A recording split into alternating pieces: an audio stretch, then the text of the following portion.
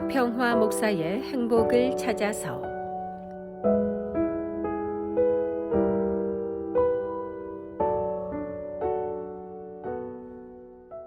최근 한국의 한 초등학교에서 24살의 여교사의 극단적 선택을 한 사건이 발생했습니다.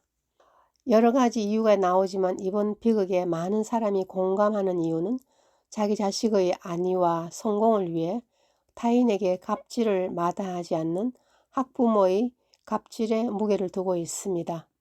문제의 핵심은 자식의 행복만 생각하고 교사의 수고와 아픔을 배려하는 마음이 없는 갑질 부모가 결국 선생을 죽음으로 몰고 갔다는 사실입니다. 성경에 사랑하는 아들을 위해 다른 사람의 불행을 생각하지 않았던 어머니가 있습니다. 어머니 리브가는 큰아들 에서의 축복을 동생 야곱이 가로채기 위한 전략을 세웁니다. 야곱에게 형처럼 꾸미고 아버지 이삭의 축복 기도를 가로채도록 일을 꾸밉니다. 어머니 리브가는 담대하게 내 아들아 너의 저주는 내게로 돌리리니 내 말만 따르고 가서 가져오라고 말합니다. 어머니 리브가는 자식의 성공과 행복을 위해 속임수까지 쓰면서 축복을 위해 자식을 변장시키고 위도시키는 일그러진 사랑의 표현을 말했습니다. 누군가의 복을 가로채면서까지 자식의 성공을 바란다면 잘못된 일입니다. 리브가는 하나님의 뜻, 큰 자가 어린 자를 섬기리라는 분명한 하나님의 말씀을 태중에서 받았습니다. 그럼에도 불구하고 아들 야곱에게 하나님의 뜻이 아닌 자신의 뜻과 계획을 따르라고 강요합니다. 하나님을 섬긴다는 엄마가 앞장서서 자식에게 하나님의 뜻을 거슬러 잘못 가르쳤습니다. 결국 두 아들은 원수가 되었고 형 에서를 피해서 동생 야곱을 야밤 도주를 시켰습니다. 속임과 위장으로 도망간 야곱은 속임수의 대가인 외삼촌에게 더 큰 속임을 당하는 대가를 치루었습니다. 하나님의 때를 기다리지 못하고 인간의 방법으로 속임수와 변장을 시킨 극성 어머니 리브가는 평생을 사랑하는 야곱을 만나지 못한 채 죽었습니다. 시편 127편 4절 5절 말씀에 젊은 자의 자식은 장사의 수중의 화살 같으니 이것이 그의 화살통에 가득한 자는 복되도다. 그들이 성문에서 그들의 원수와 담판할 때에 수치를 당하지 아니하리라.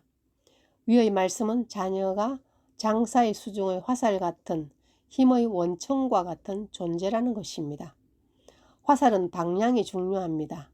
화살이 어디로 날아갑니까? 장사가 쏘는 방향으로 날아갑니다. 화살처럼 자녀는 부모가 가르치는 대로 생각하고 행동하고 성장하기 마련입니다. 자녀들이 부모가 원하는 방향대로 살아가지 못하고 엉뚱한 방향으로 살아가는 것을 안타까워합니다. 그러나 한국 속담에 콩 심은 데서 콩 나고 팥 심은 데서 팥이 나온다고 합니다. 결국 화살의 방향이 중요합니다. 화살을 어느 쪽으로 쏘는가는 무엇을 어떻게 부모가 자녀에게 가르치는가가 중요합니다. 자녀를 말씀대로 바로 가르치려면 부모들이 하나님과 사람 앞에서 바르게 살아가는 모범을 보여야 합니다. 예를 들어 집에 전화가 걸려와 부모를 찾는데 있는데도 없다고 자녀들에게 시키는 경우가 있습니다. 그것은 자녀들이 곤란할 때는 거짓말을 해도 되는 교육을 받게 됩니다. 결국 부모가 일상생활 속에서 하나님 앞에서 어떻게 살아가는가 하는 것이 중요합니다. 자식은 여호와께서 부모에게 맡기는 기업입니다. 하나님께서 유산으로 주신 자녀는 부모의 소유물이 아닙니다. 하나님이 주신 존귀한 존재입니다. 하나님께서 자녀를 우리에게 맡겨주셨으니 하나님으로 인해서 성장해 갈 것입니다.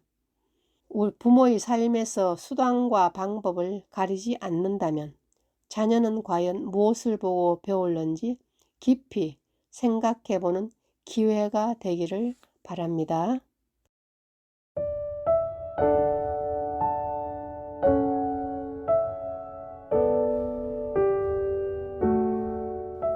지금까지 시카고 언약장로교회 협동 목사이신 곽평화 목사의 행복을 찾아서였습니다.